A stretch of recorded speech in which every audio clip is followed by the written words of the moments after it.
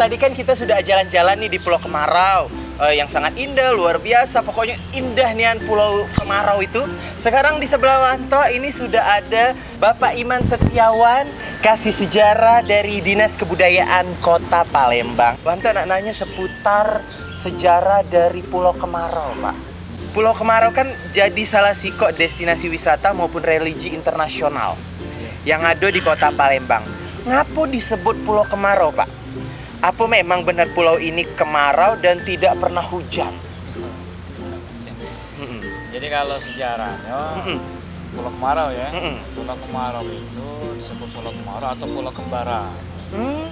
Pulau Kembara? Ya, nama lainnya. Ini karena Pulau Kemarau dianggap pulau yang tidak pernah kena pasang. Jadi maksudnya ini, jadi pasang, banjir? Dia tidak pernah kena pasang air musi. Jadi pulau itu konon kayak terapung. Jadi dia ngikuti pasang surut air. Jadi nggak pernah kena pasang. Nggak pernah banjir, Pak, air ya? nggak pernah naik ke atas. Iya. Jadi apa dia disebut Pulau Kemarau? Jadi selalu kering lah. Pulau itu selalu kering. Nah, kering bukan berarti dia tidak pernah kena hujan, tapi karena tidak pernah kena pasang. Jadi bukannya tidak pernah hujan, tapi memang tidak ada kena banjir kan, mengikuti dia terapung. Surut air musim. Sejarah legenda Siti Fatimah itu tuh memang dulunya tuh ada atau benar-benar cuma buat-buatan uang baik?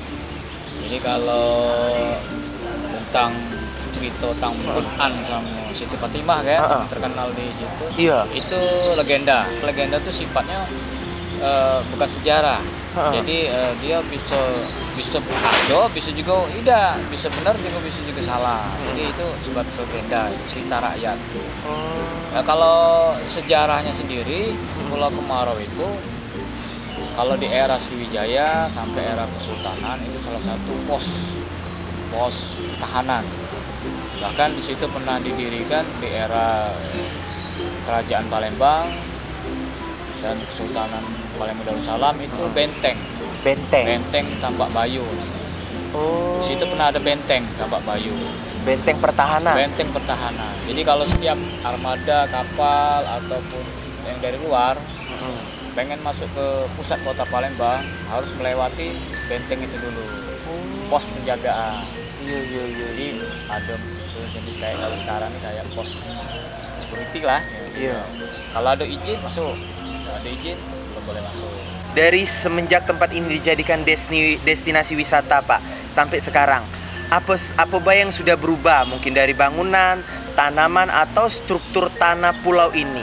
Kalau struktur tanah tidak terlalu banyak berubah, tapi kalau bangunan banyak. Salah satu di situ ada kelenteng kan baru yang dibangun di situ itu tahun 1962. Jadi sebelumnya belum ada, zaman waktu era Kesultanan itu benteng. Kemudian benteng itu hancur kan, dihancurkan Belanda, Plato kan. Terus tahun 1962 itu benteng. Terus nyusul dibangun pagoda. Dan juga di situ ada rumah penduduk. Jadi Pulau Kemarau itu dibagi dua kan. Yang sebelah sini pusat untuk wisata ibadah orang Cina Buddha. Di sebelahnya itu ada perkampungan. Ada perkampungan. Di Pulau Kemarau itu. Itu yang nunggu wong Palembang apa wong China? Wong Palembang kita pribumi. Iya. Di situ juga ada bungalow di sebelah. Penginapan. Jadi kayak cottage ya, kayak jadi ada penginapan yang dikelola oleh pemerintah Kota Palembang. Kalau dari Dinas Kota Palembang, kira-kira bakal ada perubahan nggak sih untuk Pulau Kemarau supaya lebih banyak minat dari wisatawan-wisatawan untuk masuk ke dalam Pulau Kemarau itu? Kalau untuk ke arah situ sih ada, itu mungkin lebih berwenang Dinas Pariwisata yang untuk pengembangan wisatanya itu. Jadi kunjungan wisatawan luar baik dari Singapura, Malaysia, China yang datang ke Pulau Kemarau terutama pada acara Black dan Cap Gome. Iya, pasti rame Pak setiap ya. tahun. Apalagi ada akses ketek gratis biasanya. Ya, kereta gratis terus etnis Tionghoa biasanya komunitas mereka nih membuat jalan dari seberang itu menyusun tongkang itu disusun sehingga nggak perlu pakai ketek, bisa langsung nyebrang Iya. dari darat ke arah Pulau Kemarau Iya bener. setiap tahun. Itu pernah ikut duluan. Iya. Pak, apa banyak sih spot-spot yang paling diminati di Pulau Kemarau ini? Ada nggak spot-spot yang menarik yang bisa untuk kita datang nih? Banyak sebenarnya. Banyak Terutama peninggalan itu tadi ya, ada kelenteng, ada legenda tadi. Orang ke situ kan kadang-kadang pengen karena tertarik ada legendanya tadi, Tangkunan dan Siti Fatimah, pengen di situ. Terus view pemandangannya kan bagus tuh. Iya. Karena pulau itu di pinggir Sungai Musi ya, pemandangannya bagus. Terus ada spot foto kayak pagoda itu. Kemudian di situ juga ada pohon cinta. Oh iya, pohon cinta yang kemarin. Itu masuk dalam legenda kan. Legenda juga ya. Itu yang tarik juga.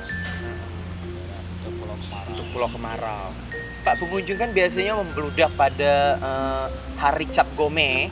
Persiapan khusus yang dilakukan sebelum hari tersebut. Nah, supaya pengunjung tuh nyaman, Pak.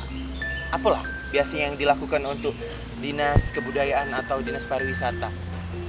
Kalau kumpulan orang-orang Tionghoa kita sudah mempersiapkan kan. Iya. Baik itu sarana-sarana kebersihan, keamanan, dan pihak pariwisata juga promosi. Iya, mempromosikan supaya rame. Kalau dari kebudayaan ya dari sisi mungkin sejarahnya, budayanya, mungkin